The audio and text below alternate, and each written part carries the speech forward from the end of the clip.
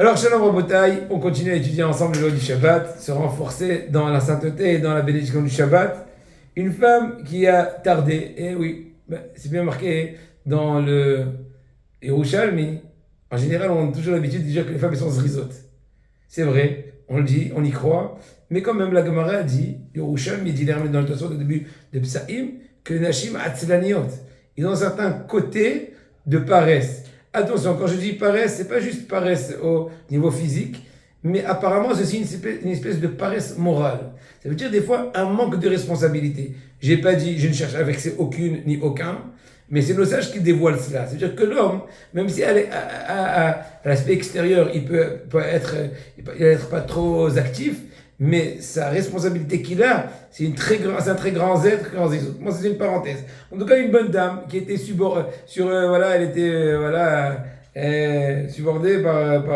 par tous les travaux du Shabbat, et elle allumait les bougies après la shkia. Donc, elle s'est trompée. Elle s'est trompée. Il était déjà 5h35, alors que c'était déjà trop tard. Il faut qu'elle fasse tchouva sur qu'elle enfreint le Shabbat. Et tout d'abord, le minimum de tchouva, c'est se repentir, reconnaître la faute, regretter et accepter sur soi d'être vigoureux dans le futur. Plus que cela, si ça aurait été possible, on leur aurait même demandé de faire des jeûnes, mais malheureusement, pour expier cette faute-là grave, même si elle a été fait péchogek, puisque de notre temps, elle est très faible et risquerait ensuite d'avoir d'autres conséquences de comment s'occuper de ses enfants, etc. Donc, dans ce cas-là, le minimum de réparation, c'est qu'elle étudie bien la halachot de Shabbat. Elle peut, par exemple, entre autres, suivre nos cours, qui sont très enrichissants, et plein de beaucoup de détails de quotidien du Shabbat, et très actuels, mais c'est Adan Ishmaïa, et aussi renforcer ses amis. Donc, le fait que tu renforces d'autres, c'est la meilleure réparation pour consoler le Shabbat qui a été enfreint par cette personne-là, par inadvertance. Maintenant, au niveau d'une halakha me'anyenet, une halakha intéressante, au niveau de l'allumage des bougies toujours, que selon Rabbi Ovadia Yosef, et encore d'autres avis comme cela, mais c'est une très grande discussion, il serait souhaitable auparavant, avant d'effectuer l'allumage, de faire le sombre dans la maison, éteindre tous les néons, tous les halogènes, tous les ceci, tous les cela, tous les éclairages de la maison, afin que la bracha, donc la bénédiction que la femme va faire sur les bougies, va être remarquable. On va voir tout de suite l'effet de la lueur qui va être remarquable.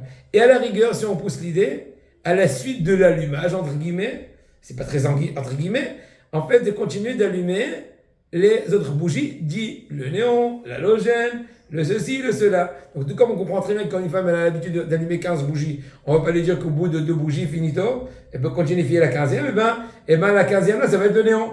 Donc, dans ce cas-là, on lui dit, éteins le néon préalable, crée le besoin, entre guillemets, de l'obscurité, en tout cas, fais un cadre qui ait besoin de la lueur des bougies, pour qu'il y ait une bonne raison de faire cet allumage-là. Comme ça, c'est l'avis de plusieurs. Il y en a plusieurs qui ne le font pas, pour d'autres raisons. Maintenant, ça rentre dans des avis différents, pour ne pas trop s'allonger.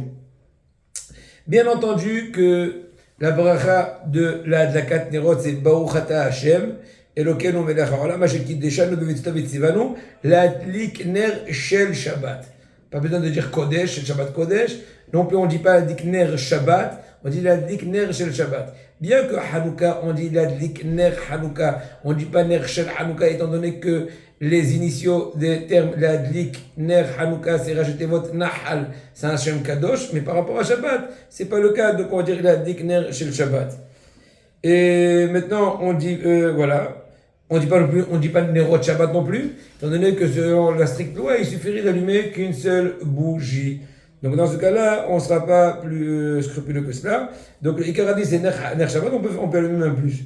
Maintenant, si une femme, elle s'est quand même trompée, elle a dit Ner Shel Shabbat Kodesh, par exemple, eh ben, elle n'a pas besoin de répéter la bénédiction, étant donné qu'elle n'a pas complètement changé le Noussach de la Bracha.